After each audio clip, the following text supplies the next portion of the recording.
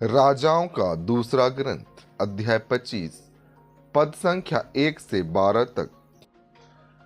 सिदकिय्याह के राज्यकाल के 9वें वर्ष 10वें महीने के 10वें दिन बाबुल का राजा नबूकदनेस्सर अपनी समस्त सेना के साथ यरूशलेम पर आक्रमण करने आया।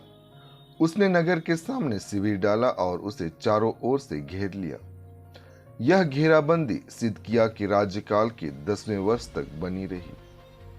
उस वर्ष के चौथे महीने के 9वें दिन नगर की चार दीवारी में दरार की गई, क्योंकि नगर में अकाल पड़ा था और खाने के लिए लोगों के पास कुछ नहीं रह गया था।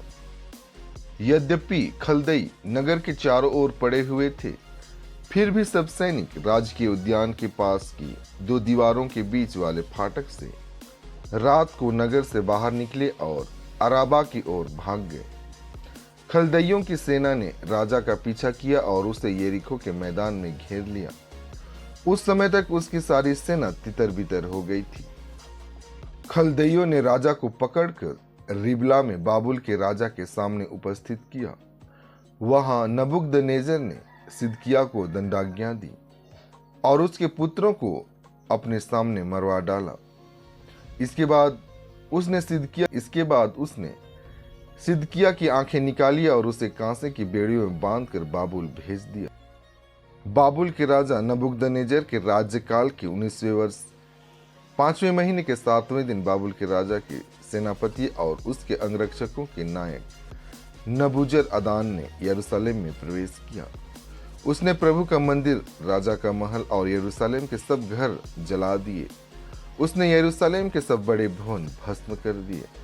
अंगरक्षकों के नायक के साथ जो खलदई सेना आई थी, उसने यरूशलेम की चार दीवारी गिरा दी। नगर में जो निवासी रह रहे थे, जो लोग बाबुल के राजा के समर्थक बन गए थे और जो भी कारीगर शेष रह गए थे, उन सबों को अंगरक्षकों के नायक नबूजरअदान ने निर्वासित किया। उसने दाख बारियों और खेतों में काम करने के लिए जनसाधारण के कुछ ही लोगों को छोड़ दिया। संत मत्ती आज का पवित्र सुसमाचार अध्याय 8 पद संख्या 1 से 4 तक। ईसा पहाड़ी से उतरे, एक विशाल जनसमूह उनके पीछे हो लिया। उस समय एक कोढ़ी उसके पास आया और उसने यह कहते हुए उन्हें दंडवत किया, प्रभु, आप चाहें तो मुझे शुद्ध कर सकते हैं।